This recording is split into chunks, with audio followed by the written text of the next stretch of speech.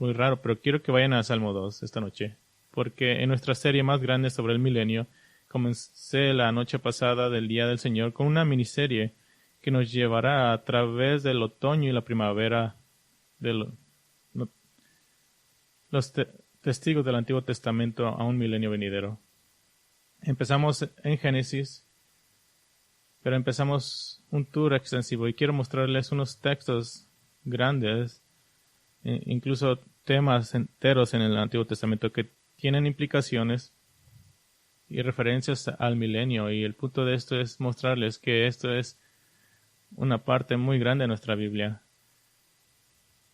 y tenemos que hacerlo como Dios nos manda. Así que llegaremos a Salmo 2 y quiero hacerlo en una forma que es un poco diferente de lo que hemos hecho un par de semanas atrás. Leamos el Salmo 2 juntos. Salmo 2 empieza así: porque se sublevan las naciones y los pueblos traman cosas vanas. Se levantan los reyes de la tierra y los gobernantes traman unidos contra el Señor y contra su ungido, diciendo: rompamos sus cadenas y echemos de nosotros sus cuerdas. El que se sienta como rey en los cielos se ríe. El Señor se burla de ellos. Luego les hablará en su ira y en su furor los aterrará, diciendo: pero yo mismo he consagrado a mi rey sobre Sión, mi santo monte. Ciertamente anunciaré el decreto del Señor, que me dijo: mi hijo eres tú, yo te he engendrado hoy. Pídeme y te daré las naciones como herencia tuya y como posesión tuya los confines de la tierra. Tú los quebrantarás con vara de hierro, los desmenuzarás como vaso de alfarero. Ahora pues, oh reyes, muestren discernimiento, reciban amonestación, oh jueces de la tierra. Adoren al Señor con reverencia y alégrense con temblor. Honren al Hijo para que no se enoje y perezcan en el camino, pues puede inflamarse de repente su ira. Cuán bienaventurados son todos los que en Él se refugian. Hace unos años me tomé un domingo para predicar un sermón porque estaba preocupado por un libro en particular que sigue siendo muy popular en la Iglesia de Jesucristo. Y no soy un fan de predicar cosas en contra de algo, no es mi trabajo primario como predicador, pero hay un tiempo en el que algunos llaman una voz profética, que tienes que ponerte en contra de algo. Y lo que miro en la iglesia universal, es que es cuando algo se vuelve muy popular sin que nadie lo cuestione, y siempre me huele mal eso. Y ese libro era el libro Manso y Humilde de Dan Orland. Y hay algunas cosas buenas del libro, pero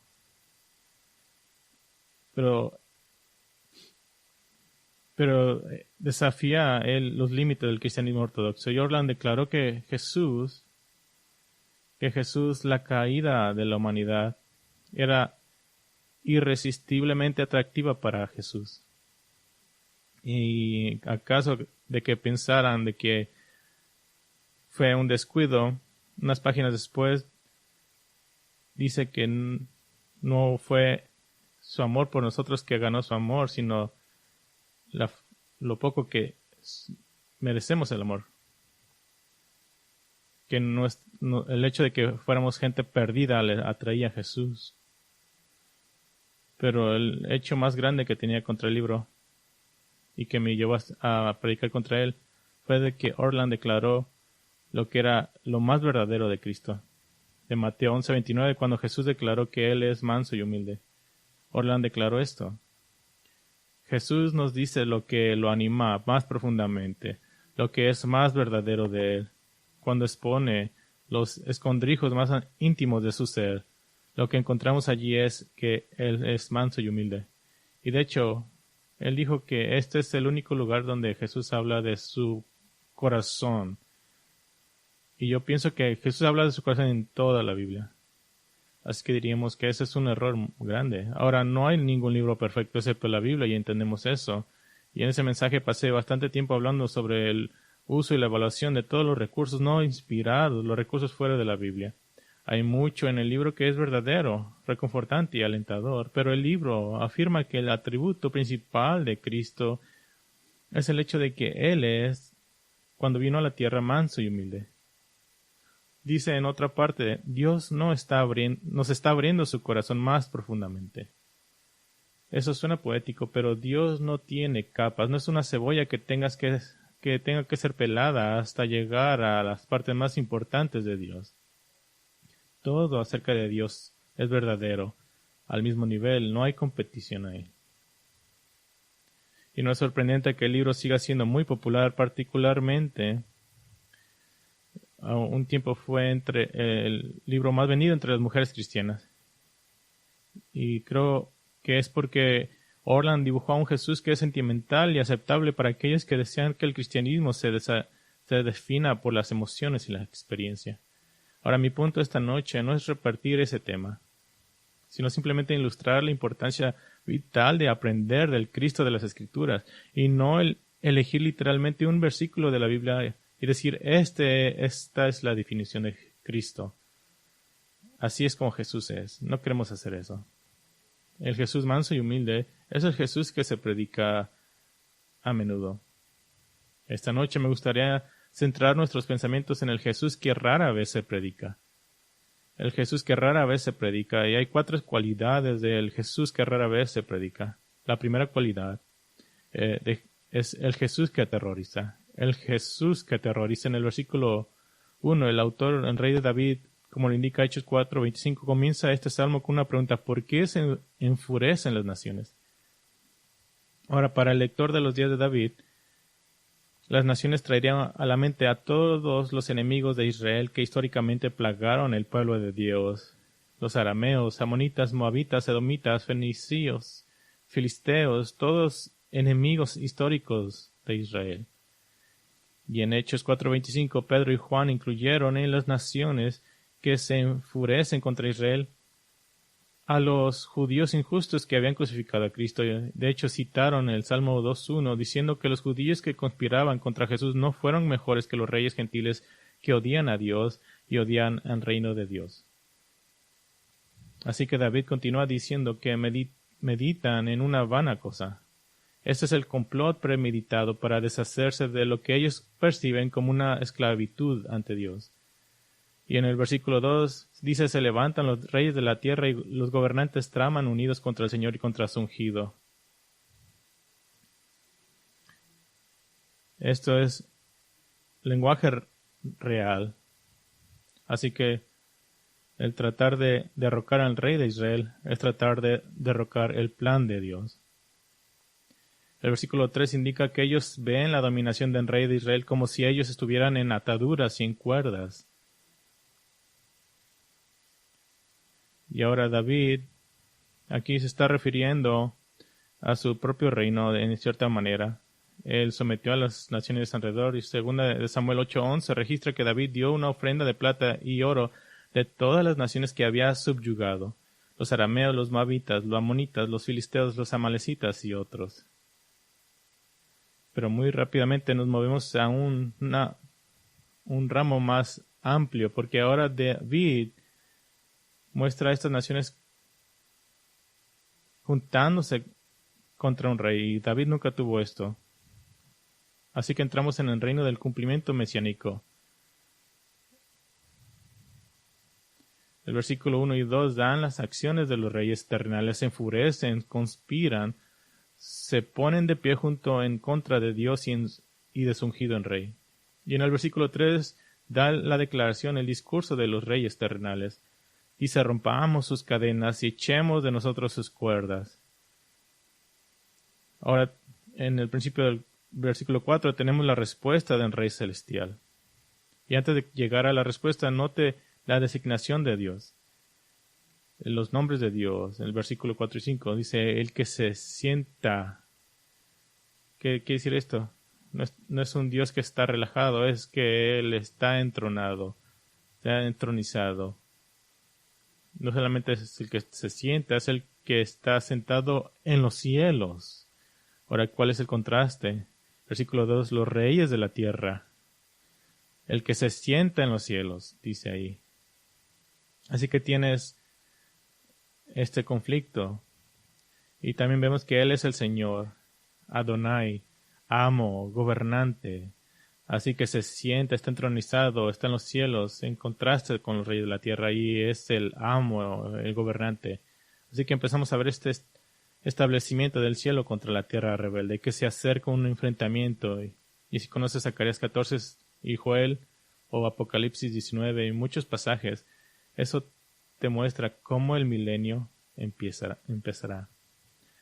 Y el entronizado se está riendo, se está burlando de los reyes y gobernantes pecadores.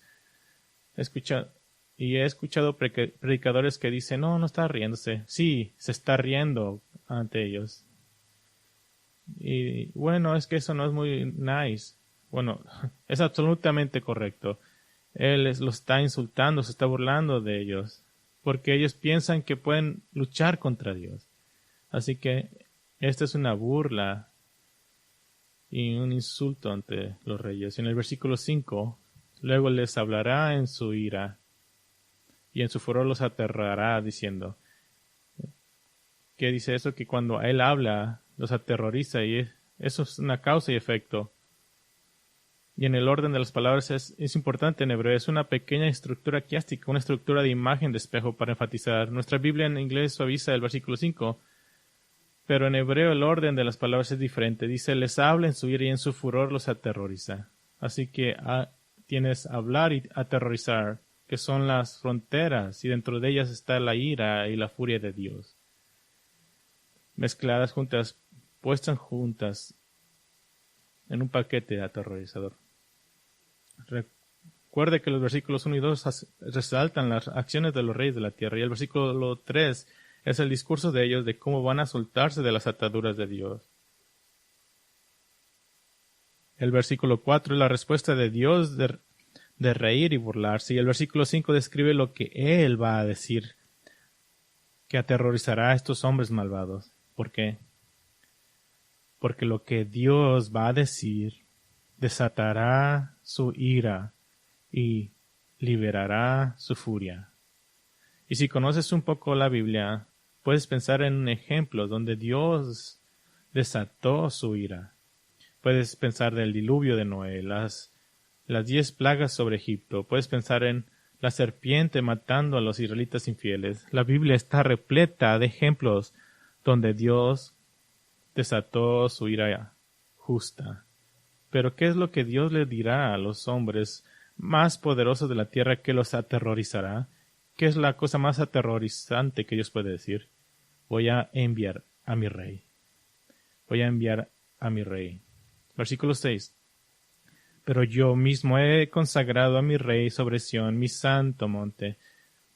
Es muy importante para que usted entienda que ese es el contexto en cómo es que Él aterroriza a los perdidos. Él los aterroriza con la venida de Cristo. Lo más aterrador que Dios puede hacer es enviar a Jesús, el Mesías.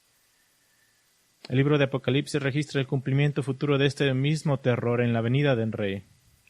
Solo que en el registro del cumplimiento en Rey es llamado el Cordero sacrificial de Dios. Apocalipsis 6:15 dice, y los reyes de la tierra, y los grandes, los comandantes, los ricos, los poderosos, y todo siervo y todo libre, se escondieron en las cuevas y entre las entrañas de los montes, y decían a los montes y a las peñas, caigan sobre nosotros y escóndanos de la presencia de aquel que está sentado en el trono y de la ira del Cordero, porque ha llegado el gran día de la ira de ellos, y ¿quién podrá sostenerse? Este es Salmo 2, y lo puedes casi escuchar. ¿Te diste cuenta de la conexión con el Salmo 2?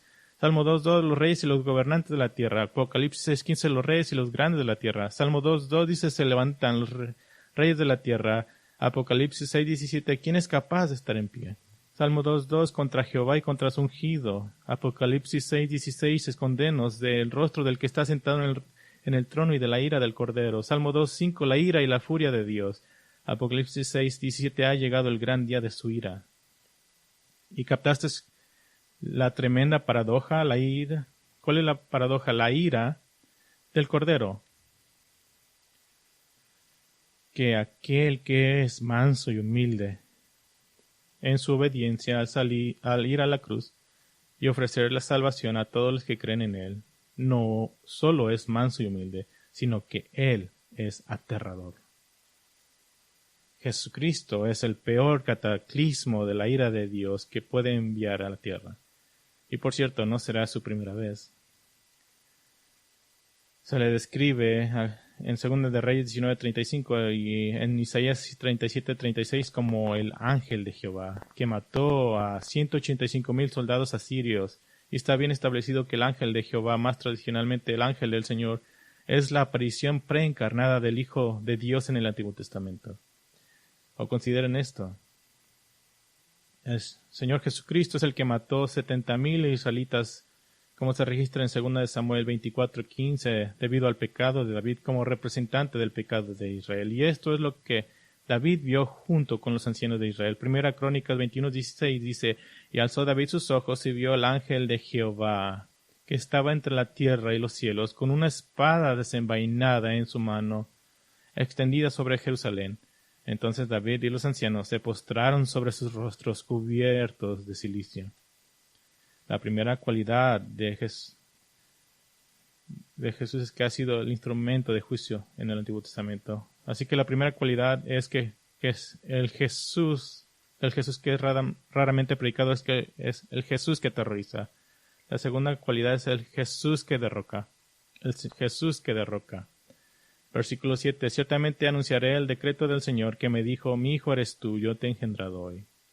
Es por decreto divino que en rey gobernará. Este es un mandato que ha sido ordenado por Dios y es una referencia directa al pacto davídico, 2 de Samuel 7:12-16, que cubrimos hace unas semanas. Y hoy, dice aquí, hoy te he engendrado. Esto no puede ser literal en el sentido de que Dios está procreando. Esta es una descripción de la relación padre-hijo. Por Dios y David, Dios trató a David como si fuera un hijo, pero el último cumplimiento final del verdadero Hijo de Dios, el Señor Jesucristo, Hebreos 1:15, aplica este versículo directamente a Cristo. Así que lo que tenemos es una fórmula de coronación, indicada por el hoy. Hay un punto en el tiempo en el que el rey es coronado. Versículo 8 dice, como parte de la coronación, el Padre, el Hijo, Dios el Padre el Hijo, dice al Dios Hijo: Pídeme y te daré las naciones como herencia tuya y como posesión tuya los confines de la tierra. ¿Y cuándo sucederá esto? Apocalipsis 11:15 registra un tiempo poco antes del regreso de Cristo y hace referencia al Salmo 2. Escúchalo. Apocalipsis 11:15. El séptimo ángel tocó la trompeta, y hubo grandes voces en el cielo que decían: El reino del mundo ha venido a ser el reino de nuestro Señor y de su Cristo. Él reinará por los siglos de los siglos. Y los 24 ancianos que estaban sentados delante de Dios en sus tronos se postraron sobre sus rostros y adoraron a Dios, diciendo: Te damos gracias, oh Señor Dios poderoso, el que eres y el que eras, porque has tomado tu gran poder y has comenzado a reinar, y las naciones se enfurecieron y vino tu ira. Y llegó el tiempo de juzgar a los muertos y de dar la recompensa a tus siervos, los profetas, a los santos y a los que temen tu nombre, a los pequeños y a los grandes, y de destruir a los que destruyen la tierra. El templo de Dios que está en el cielo fue abierto, y el arca de su pacto se veía en su templo, y hubo relámpagos, voces y truenos, y un terremoto y una fuerte granizada. ¿Escuchaste el Salmo 2? Ahí está. Y las naciones se enfurecieron y vino tu furor.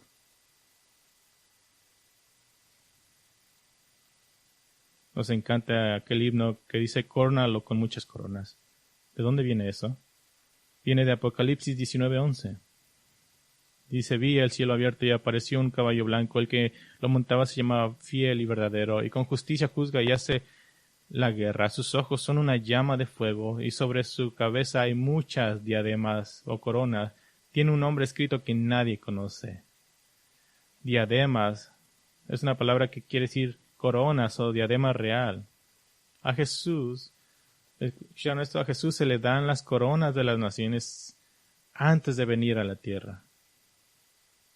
El derrocamiento de las naciones es tan cierto que Apocalipsis 19:13 lo describe como si ya tuviera la sangre de sus enemigos sobre él. Isaías 63:2 confirma: proféticamente que las vestiduras de Cristo están salpicadas con sangre que aún no ha sido derramada. Y es en Apocalipsis 19:16 en donde vemos a Cristo identificado gloriosamente como el Rey de Reyes y el Señor de Señores. Él es el Jesús que derroca. La primera cualidad del Jesús que raramente es predicado es que el Jesús que aterroriza. La segunda es el Jesús que derroca. La tercera cualidad, Él es el Jesús que aplasta. Él es el Jesús que aplasta. Ahora note que en los versículos 6 y 8 se hace una distinción muy milenaria del reino. En el versículo 6, Jesús es el Rey legítimo de Israel instalado en Sión, el santo monte de Dios, Jerusalén. Pero en el versículo 8, Él es el Rey sobre todos los reyes, el emperador, por así decirlo. Su reinado se extiende hasta los confines de la tierra. ¿Y cómo se logra esto? Bueno, ha sido decretado en el cielo y ahora en la tierra. Al regreso de Cristo, Él aplastará personalmente el intento de rebelión contra Dios. Versículo 9 dice, tú los quebrantarás con vara de hierro, los desmenuzarás como vaso de alfarero. La primera orden del día para establecer un reino milenario será aplastar el levantamiento contra Dios. Apocalipsis 16 registra el escenario de esta gran guerra. Empezando en el versículo 12, dice, el sexto ángel derramó su copa sobre el gran río Éufrates y sus aguas se sacaron para que fuera preparado el camino para los reyes del oriente. Y vi salir de la boca del dragón, de la boca de la bestia y de la boca del falso profeta 3 espíritus inmundos semejantes a ranas, pues son espíritus de demonios que hacen señales, los cuales van a los reyes de todo el mundo a reunirlos para la batalla del gran día del Dios Todopoderoso.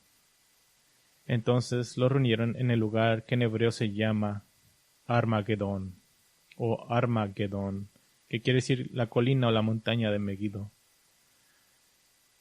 Y el Salmo 2 describe la ferocidad con la que Jesús derribará a las naciones. Primero dice que los quebrantará con vara de hierro.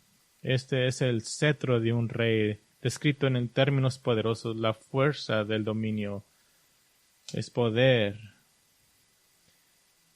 Puedes imaginarte a Jesús con su vara de hierro, quebrantándolos. Y luego los destroza como las vasijas de un alfarero. No solo los romperá, sino que da la idea de piezas minúsculas esparcidas por todas partes. Así que los golpeará y luego los quebrantará y los esparcirá por todas partes. Hay una pieza interesante, conocida en el folclore del antiguo Cercano Oriente, que se refiere a romperlos como las vasijas de una alfarera. Había una costumbre egipcia en la que el nombre de cada ciudad bajo el dominio y gobierno del faraón se escribía en una pequeña vasija de barro y se colocaba en el templo de su dios. Y si la gente de la ciudad se volvía rebelde, el faraón podía ir al templo y abrir la pequeña vasija de la ciudad en presencia de la deidad para, por así decirlo, invocar la ira de esa deidad contra la ciudad, lo que por supuesto el propio faraón llevaría a cabo si la ciudad no cedía en su rebelión. Era un acto simbólico destinado a infundir miedo en el corazón de la ciudad, lo que generalmente cumplía su fin. Cuando faraón decía, ok, ya me cansaron, vaya al templo, agarraba esta jarra con todo su corte, agarraba la jarra y la quebraba en el piso. La gente de esa ciudad tendían a mandar ofrendas y decir, lo sentimos, no queremos que eso nos pase a nosotros. Esa es la imagen que está haciendo aquí. Ahora, el punto de la imagen, ya sea que el salmista se esté inspirando en estas imágenes o no, es demostrar cuán fácilmente el rey derrocará a todos los que han venido en su contra. Es como tomar una jarra de barro y romperla en el piso. Ahora esto tiene una implicación importante de nuestra parte en el próximo milenio. El Señor Jesús, en el párrafo final de su carta, a la iglesia de Tiatira, aplica la autoridad que se le ha dado a los santos que gobernarán con él. Apocalipsis 2:26 dice: al vencedor, al que guarda mis obras hasta el fin, le daré autoridad sobre las naciones, y las regirá con vara de hierro, como los vasos del farero son hechos pedazos, como yo también he recibido autoridad de mi Padre. Así que así como Jesús ha recibido la autoridad del Padre, así delegará autoridad a los fieles de la era de la Iglesia. ¿Qué nos dice esto? Nos dice que habrán personas en el mundo que todavía necesiten un gobierno que sea justo. ¿Quiénes son estos? Aquellos que están siendo gobernados serán los descendientes mortales de los sobrevivientes de la gran tribulación. Esa es la única posibilidad lógica. Todavía habrá pecado en el mundo, pero grandemente subyugado debido al reinado de Cristo y al glorioso gobierno que Él asigna a los salvos que han resucitado. Él es el Jesús que derriba. Que la primera cualidad del Jesús raramente predicado es el Jesús que aterroriza. La segunda, el Jesús que derroca. El tercero, el Jesús que aplasta. Y cuarto, Él es el Jesús que amenaza. Cuando llegamos a la parte de humilde, bueno, llegamos ahí, pero escuchemos la amenaza del versículo 12. Honren al Hijo para que no se enoje y perezcan en el camino, pues puede inflamarse de repente su ira. Cuán bienaventurados son todos los que en él se refugian. Hay una urgencia, lo que Hebreos 10:27 llama la espantosa expectativa del juicio y el furor de un fuego que consumirá a los adversarios.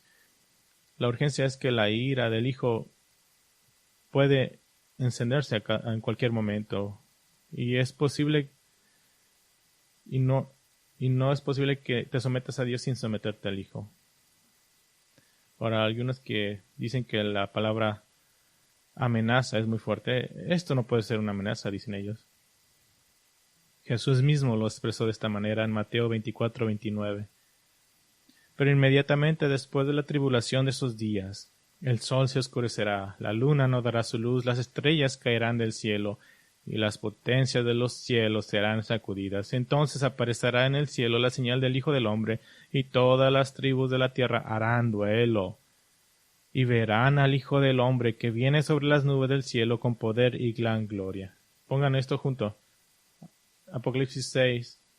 Los reinos de la tierra, los más grandes y los más pequeños que no conocen a Cristo, están aterrorizados y les dicen a las montañas que caigan sobre ellos en lugar de enfrentarse a la ira del Hijo de Dios. Ahora, cuando vimos este salmo en nuestra clase de escuela dominical hace solo un par de semanas, señalé que Dios hace 5 demandas de los incrédulos. Son demandas que conducen a la salvación y evitan la ira del Hijo de Dios. Y así les da el poder de participar en el reino venidero de Cristo en la tierra. Estas demandas empiezan en el versículo 10. La primera exigencia es mostrar perspicacia o inteligencia. Aquí está la ironía. Los reyes y los gobernantes de la tierra son los que se supone que son sabios. Esto son las personas más sabias de la tierra, se supone. Pero esta es sabiduría espiritual y no tiene ninguna. Dios aplastó la rebelión en los días de Noé. Frustró el complot contra él en la Torre de Babel. Dios destruyó el ejército de Faraón cuando Israel escapó de Egipto. Y en los días del profeta Isaías y en rey Ezequías, Asiria rodeó a Jerusalén con 185,000 soldados. El ángel del Señor los destruyó en una noche. Dios resucitó a Jesús de entre los muertos cuando sus enemigos pensaron que se habían librado de él. Las Escrituras nos dicen en términos inequívocos que el juicio viene para aquellos que se rebelarán contra Dios. Así que la primera demanda es que muestren sabiduría, sean sabios, miren la historia. Los líderes del mundo han tenido 3,000 años para leer Salmo 2. Para ser advertidos de no estar en el lado equivocado. Habla de ser notificado por escrito. 3,000 años de aquí en adelante van a ser destruidos. Hay una segunda exigencia. Tengan cuidado. Ten cuidado, jueces de la tierra. literalmente ser disciplinado, castigado, amonestado, humillado. Que cuando escuches, eres un pecador que ha violado las santas leyes de Dios, arrepiéntete y aléjate, entonces escucha y humíllate. He tenido la oportunidad de compartir a Cristo con mucha gente durante los años, y cuando los miras ese orgullo, ese momento donde saben que están entendiendo que tendrán que humillarse ante Dios. A veces les he rogado y les he dicho, por los 5 minutos que te tomará humillarte, en lugar de eso vas a estar la eternidad en el cielo, en lugar de estar esos 5 minutos en humillación. Escucha, sé disciplinado, sé humilde. Hay una tercera exigencia. Sirve a Jehová con miedo. Sirve a Jehová con miedo. En lugar de conspirar contra Dios, sirve a Dios. Está en su lado. Sirve a Dios con temor y reverencia, reconociendo su poder. ¿Cuál es la cuarta exigencia? Regocijaos con temblor. Regocijaos con temblor. Literalmente grita de alegría, sabiendo que podrías haber sido el destinatario de la vara de su boca, la furia de su ira, pero en cambio, si muestras perspicacia, si tienes cuidado, si sirves a Dios con temor, podrás regocijarte. ¿Alguna vez has tenido una llamada?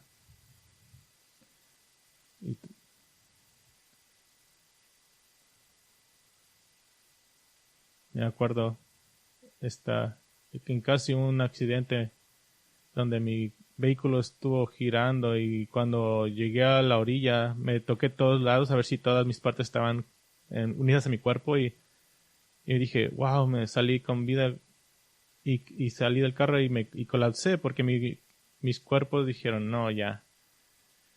Ese es un regocijo con temblor. La quinta exigencia. Besar al Hijo.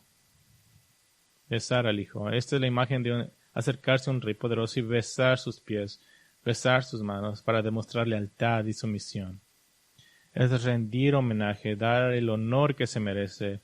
En lugar de aclamar contra el ungido de Dios, en versículo 2, en cambio, ven confiadamente al trono de gracia, donde encontrarás gracia en tiempos de necesidad. Pero hazlo rápido. ¿Por qué? Porque su ira puede pronto encenderse. No puedo imaginarme ser un incrédulo que sigue diciéndose a sí mismo, bueno, sabes, tengo el resto de mi vida para arrepentirme, tengo el resto de mi vida para tener fe en Cristo, simplemente me voy a preocupar por eso más tarde. No lo sabes, no ninguno de nosotros lo sabemos. ¿Y cuál es el resultado de este arrepentimiento? Bienaventurados todos los que se refugian en Él. Dios es santo y su santidad exige retribución contra aquellos que han violado su voluntad y se han rebelado contra su ley. Pero, ¿cuál es el deseo de Dios para contigo? Salmo 36, 7. Cuán preciosa es, oh Dios, tu misericordia. Por eso los hijos de los hombres se refugian a la sombra de tus alas. Salmo 59, 17 dice, oh fortaleza mía, a ti cantaré alabanzas porque mi baluarte es Dios, el Dios que muestra misericordia.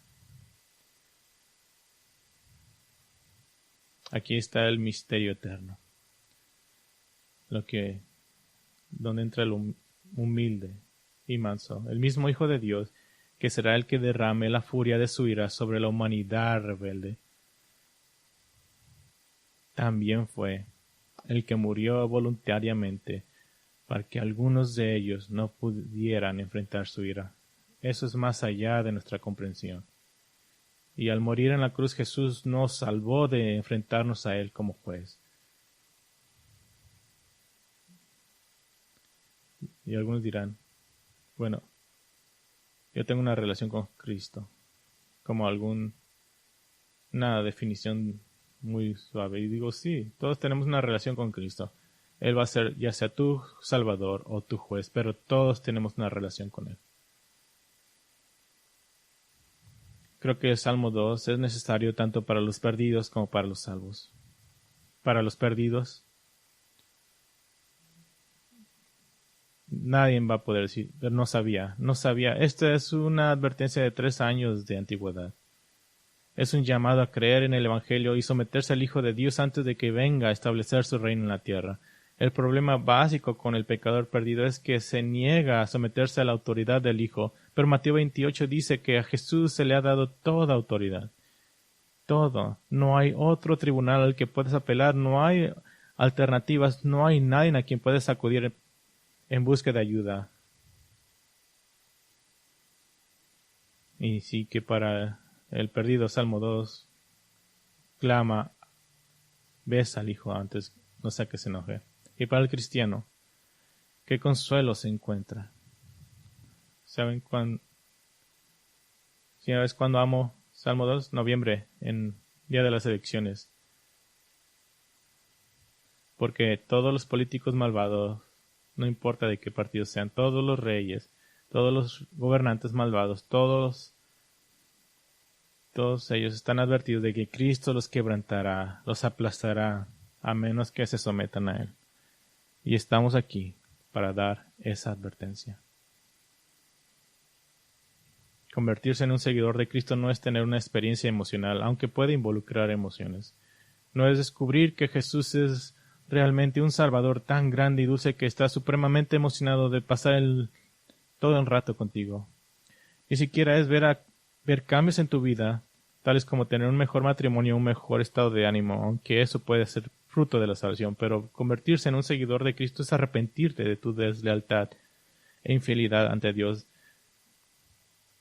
de confesar que eres un pecador, de ser regenerado por el Espíritu Santo en una nueva creación en Cristo, de tener la justificación ofrecida libremente por Cristo aplicada a usted, y de estar ahora en una relación de pacto con Dios que se evidencia por el fruto de la obediencia a la ley de Cristo. Debemos tener una alta vista del Evangelio, de lo que quiere decir seguir a Cristo. ¿Por qué? Porque el Rey va a regresar, y el Rey no es nuestro igual, es el Rey. Y solo aquellos que han sido cualificados de esa forma que he escrito entrarán a su reino. Luego, hay aquellos que denigran al Hijo de Dios, que se imaginan a Jesús como un tipo en skinny jeans que quiere pasar el tiempo con uno. Hubo uno que besó al Hijo, que pensaba así de Jesús, pero era falso. Era un fraude. Judas besó a Jesús en la mejilla. Lo besó como una señal tradicional de amistad y saludo, pero fue el beso de la traición. Nadie engañará a Dios. Efesios 5:13 dice que todas las cosas se hacen visibles cuando son expuestas por la luz. Cada cosa que el incrédulo ha hecho será expuesta ante Dios. Va a ser leída en la corte de los cielos.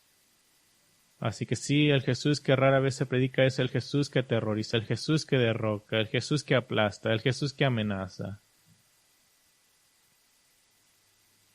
Pero antes de llegar a ese punto, no estamos ahí. Salmo 2 está escrito hacia el futuro. Él sigue siendo el que se puso de pie durante la fiesta de los tabernáculos y se dirigió a las vastas multitudes de judíos en Jerusalén. Y Juan 7:37 dice, en el último día, el gran día de la fiesta, Jesús, puesto en pie, clamó en alta voz, si alguien tiene sed, que venga a mí y beba. El que cree en mí, como ha dicho la Escritura, de lo más profundo de su ser brotarán ríos de agua viva. La lección es simple. Mantente en el lado correcto. Besa al Hijo mientras haya tiempo. Esto es difícil para nosotros, pero llegará un día en que la gracia ya sea quitada. Cuando ya no habrá oportunidad para arrepentirse. No, ni siquiera puedo imaginar eso. Pero habrá un día cuando Jesús diga, ya basta, no hay más arrepentimiento. Todos los que entraron en el reino ahora están ahí. Va a haber un día cuando la ira del Hijo vendrá. Qué día aterrador será ese. Pero si conoces a Cristo y ponemos esto junto con otras partes de las Escrituras, encontrarás que cuando Él regrese en su ira, adivina quién vendrá atrás de Él. Nosotros. ¿Sí? y creo que no vamos a hacer mucho, nada más vamos a hacer a echarle porras a Jesús. Él va a estar en su caballo destrozando a todos y nosotros vamos a estar en nuestros burros. Está del lado correcto. Una de las razones por la que tenemos esta conferencia en unas semanas es porque el evangelismo americano ha olvidado de que hay una categoría de falsos creyentes que van a la iglesia y dicen que aman a Jesús. Besa al Hijo antes de que se enoje. Padre, te damos gracias por la advertencia y el ánimo de Salmos 2. Qué gran día será cuando Cristo regrese y aplaste a todos los reinos de la tierra. Con la palabra de su boca y la vara de hierro. Con la palabra de su boca tomará posesión de este reino, porque el reino de este mundo será el reino de Dios y de su Cristo. Que la trompeta suene pronto, que el Rey regrese pronto. Es un nombre, lo oramos. Amén.